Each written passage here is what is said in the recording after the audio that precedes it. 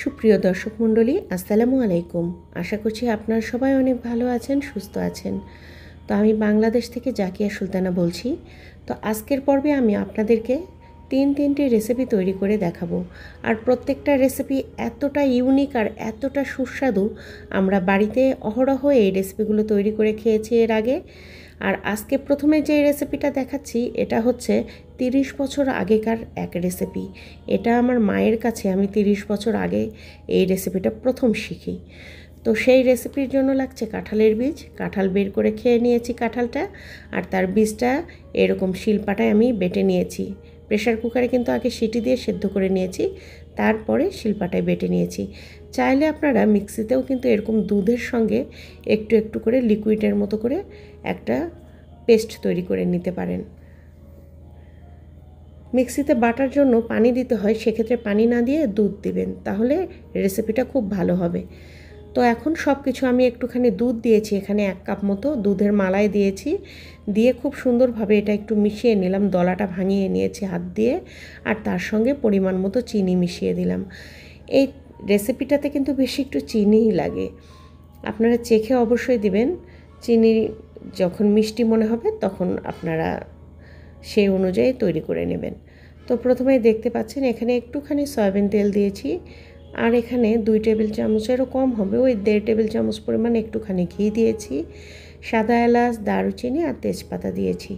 সব কিছু দিয়ে খুব সুন্দর করে এগুলো এখন দিয়ে দিলাম। কাঁঠালের মিশ্রণটা, কাঁঠাল বীজের মিশ্রণটা দিয়ে এখন নাড়াচাড়া করে নেব। নাড়াচাড়া করতে করতে একদম শুকনো শুকনো করে নিতে হবে। দেখতে পাচ্ছেন এই পর্যায়ে খুব ভালোভাবে এটা ফুটিয়ে নিচ্ছি, আর কিছুক্ষণের মধ্যেই কিন্তু একদম শুকনো শুকনো হয়ে যায়।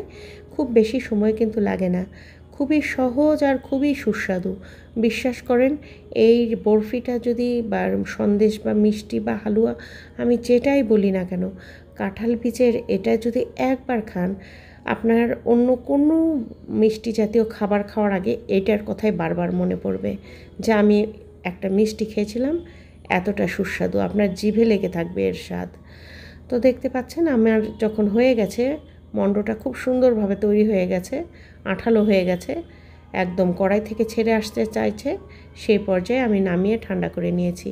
আর এখন হাতে একটু ঘি মাখিয়ে সন্দেশের মতো গোল গোল তৈরি করে নিচ্ছি। আপনারা চাইলে যে কোনো রকমেই তৈরি করে নিতে পারবেন, আপনাদের ইচ্ছা অনুযায়ী আপনারা শেপ দিতে পারবেন। আর এটা এতটাই সুস্বাদু, এটা কিন্তু রুটি পরোটার সঙ্গে খেতেও বেশ মজা লাগে, খালি মুখে তো মজা লাগেই। তো এখন আমি বানিয়ে নিয়েছি একটা সার্ভিং ট্রেতে, এগুলো আমি সার্ভ করে দেওয়ার জন্য সাজিয়ে নিচ্ছি। আর এর মধ্যে আমি কিছুটা ড্রাই ফ্রুটস ইউজ করব। এখানে আমি দিয়েছি পামকিন সিডস খানিকটা, আর দিয়েছি বাদাম, তো মাঝখান থেকে একটু দিয়েছি সেটা। তো যাই হোক, আপনাদের সঙ্গে সেটাও শেয়ার করছি আমি কিভাবে করেছি, নিশ্চয়ই দেখলেই বুঝতে পারবেন। তো বন্ধুরা, এতক্ষণও যারা সঙ্গেই জুড়ে আছেন, ছোট্ট করে একটা লাইক দিয়ে কিন্তু সবকটা রেসিপি কমপ্লিট করে নিতে পারেন। আর আমার চ্যানেলে আজকেই নতুন হলে সেক্ষেত্রে বলবো চ্যানেলটি সাবস্ক্রাইব করে দিয়ে পাশে থাকা বেল আইকনটি বাজিয়ে অল অপশানে একটা ক্লিক দিয়ে দিবেন। এতে করে আমার সকল ভিডিওর নোটিফিকেশন আপনাদের কাছে আগে ভাগেই পৌঁছে যাবে, আপনারা সময় সুযোগ মতো দেখে নিতে পারবেন। তো এই রেসিপিটা একদম কমপ্লিট, আর এই রেসিপিটা এতটাই সুস্বাদু, ঘরে আসা মেহমানকে যদি এটা পরিবেশন করেন, তাহলে মেহমান আপনার পিছনে ঘুরঘুর করবে এই রেসিপিটা জানার জন্য। এতটাই ইউনিক আর এতটাই সুস্বাদু, একবার ট্রাই করে দেখতে পারেন। তো বন্ধুরা, চলে এসেছি দ্বিতীয় রেসিপিতে। দেখতেই পাচ্ছেন এটা একটি পিঠা, আর এই পিঠাটা তৈরি করেছি একটা ইউনিক আইটেম দিয়ে। দেখুন ভিতরটা কতটা জুসি আর রসালো। হ্যাঁ বন্ধুরা, দেখতে পাচ্ছেন এখানে একটা মাত্র পাকা আম নিয়েছি, আর এই আমটা ছিলে নিচ্ছি। এখনকার আরশিনা আম এটা, আর খুবই সুস্বাদু এই আমটা। মিষ্টি আম দেখে অবশ্যই নেবেন। আরশিনা আম রাখলে কিন্তু মজে একদম ভেতর পর্যন্ত মিষ্টি হয়ে যায়, তো সেই ক্ষেত্রে খুব ভালো পাকা আম আপনারা নেবেন। এখন আমি আমটা ব্লেন্ডারে ব্লেন্ড করে নিয়েছি যাতে কোনো আঁশ না থাকে, আর একটু ঘি দিয়ে দিয়েছি। ঘি দিয়ে একটুখানি সুজি ভেজে নিচ্ছি একটা প্যানের মধ্যে। সুজিটা সুন্দর করে ভাজতে হবে, অবশ্যই অল্প হিটে। একটুখানি সাদা এলাচ দিয়েছি, একটু সুঘ্রাণ হবে তাই। আর এর মধ্যে দুধ দিয়ে দিলাম, যেভাবে নর্মাল সুজি রান্না করে আর কি, ঠিক সেইভাবে দুধ দিয়ে দিয়েছি। এখন চিনি দিয়ে দিচ্ছি স্বাদ মতো, আপনারা অবশ্যই চিনি দিবেন। যেহেতু এর মধ্যে আমের পাল্প দেব, আমের পাল্প দেওয়ার জন্য চিনিটা একটু বেশি মাত্রাতেই দিয়েছি, যাতে খেতে সুমিষ্ট হয়। তো দেখতেই পাচ্ছেন আমি এটা দিয়ে খুব ভালোভাবে জাল দিয়ে নিয়েছি, আর কতটা সুন্দর কালার এসেছে। এখন আমি 1 কাপ পানি নিয়ে নিয়েছি, 1 কফি মগ বললে ভালো হয়। তো পানিটা যখন ফুটে উঠেছে, একটুখানি লবণ কিন্তু দিয়েছিলাম। 1 কাপ চালের গুঁড়া তার মধ্যে দিয়ে একটা মণ্ড তৈরি করে নেব। তো দেখতে পাচ্ছেন এখন যখন একটু গরম অবস্থায় আছে, হাতে গরম লাগছে, ঠিক এইভাবে পটেটো ম্যাশার কাঠের একটা ছিল আমার বাসায়, সেটা দিয়ে আমি আটাটা ভালোভাবে মথে নিয়েছি বা ম্যাশ করে নিয়েছি। এতে করে হবে কি, ভেতরটা লামস হবে না আর খুবই সফট হবে। অনেকেই কিন্তু রুটি বা পিঠা তৈরি করার জন্য চালের আটার ডোটাই ভালোভাবে তৈরি করতে পারে না। তো আমার এই রেসিপি আর টিপসটা ফলো করলে অবশ্যই আপনারা খুব সুন্দর করে ডো তৈরি করতে পারবেন। আর এখানে একটা পিঠা মেকার নিয়েছি। আজকাল যেহেতু সবাই অনেক মেশিন দিয়ে কাজ করে নিচ্ছে, তাই হাতের কাজটা যাতে সহজ হয় সেই জন্য আর কি। তো পিঠা মেকারে হাত দিয়ে কিন্তু তৈরি করে একটু দেখিয়ে দিলাম। আর পিঠা মেকার দিয়ে অপোজিট সাইড দিয়ে কিন্তু পিঠাও তৈরি করা যায়, সেটাও আমি দেখিয়ে দিচ্ছি। এই যে পুরটা কিন্তু অল্প দিতে হবে, বেশি পুর দিলে কিন্তু ফেটে বেরিয়ে যায়। তো সেক্ষেত্রে বলে দিচ্ছি, আপনারা যখন এই পিঠা মেকারে পিঠা তৈরি করবেন, পুরটা অবশ্যই ভেতরে অল্প দিবেন, বেশি দিলে কিন্তু ফেটে বেরিয়ে যাবে। আবারও বললাম, সেকেন্ড টাইম বললাম। তো বন্ধুরা, এরকম করে আমি অনেকগুলো পিঠে একইভাবে তৈরি করে নিয়েছি। আর এই পিঠাটা এমনি এমনি খেতে এতটাই মজার, একবার খেলে এর স্বাদ ভুলতে পারবেন না। বাড়ির বাচ্চা থেকে বুড়ো সবাই এই পিঠার ফিদা হয়ে যাবে। খুবই দ্রুত এখানে তৈরি হয়, যার ফলে মেশিনটা নেওয়া আর কি, সময় সংক্ষেপ করার জন্য। আজকাল মানুষের অনেক সুবিধা হয়েছে। তো সে যাই হোক, দেখতে পাচ্ছেন একই রকম করে আমি সবগুলো পিঠা তৈরি করে নিয়েছি। এখন আমি এগুলো ভেজে নেব। আর ভাজার জন্য আমি কড়াইয়ের মধ্যে তেল দিয়েছি, তেলটা হালকা গরম হতে এর মধ্যে পিঠাগুলো দিয়েছি। আর এপিঠ মুচমুচে করে ভেজে নিয়েছি। চালের আটার পিঠা বাহিরটা খুব সুন্দর মুচমুচে হয়েছে কিন্তু, আর ভিতরটা একদম রসালো পুড়ে জুসি হয়ে গেছে। তো বন্ধুরা, একই রকম করে আমি সবগুলো পিঠাই ভেজে নিয়েছি। আর পিঠাগুলো ভাজা হয়ে গেছে, এগুলো আমি সব তুলে নিচ্ছি। আর একটা ছোট্ট কড়াইতে করে আমি এখানে 1/2 কেজি গরুর দুধ দিয়েছি, একটা তেজপাতা, একটা সাদা এলাচ থেতো করে দিয়েছি, আর স্বাদ মতো চিনি দিয়েছি। দিয়ে খুব ভালোভাবে ফুটিয়ে বলক তুলে নিলাম। আর বলক তুলে নেওয়া দুধের মধ্যে কিছুটা পিঠা আমি একে একে ছেড়ে দিচ্ছি।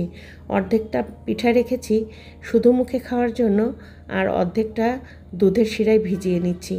তো বন্ধুরা, যেগুলো শুকনো পিঠা রেখেছি সেগুলো পরিবেশন করে দিচ্ছি। দেখুন কতটা লোভনীয় হয়েছে, বাহিরটা কিন্তু খুবই সুন্দর হয়েছে, আর ভেতরটা একদম রসালো জুসি। একবার খেলে এর স্বাদ আপনারা ভুলতে পারবেন না। আমার মনে হয় আমাদের দেশের যে সুমিষ্ট ফলগুলো আছে, তা থেকে আমরা অনেক রকম ডেজার্ট আইটেম তৈরি করতে পারি।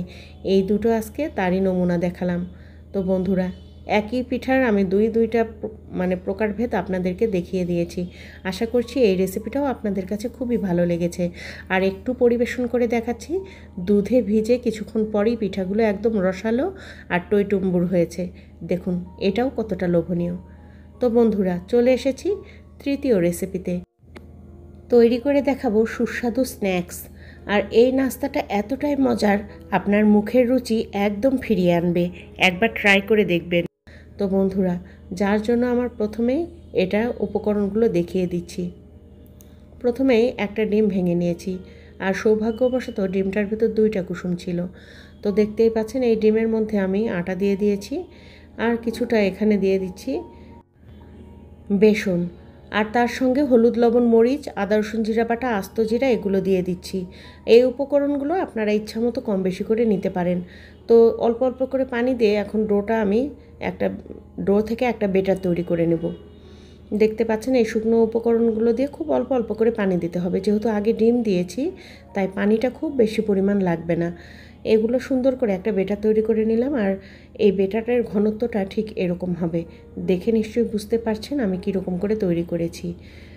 তো বন্ধুরা, এখন তো এটা তৈরি করে রেখে দিলাম।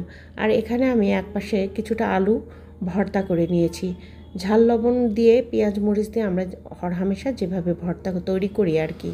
তো আলুটা ভর্তা করে নিয়েছি, আর কিছুটা পাউরুটির স্লাইস নিয়েছি।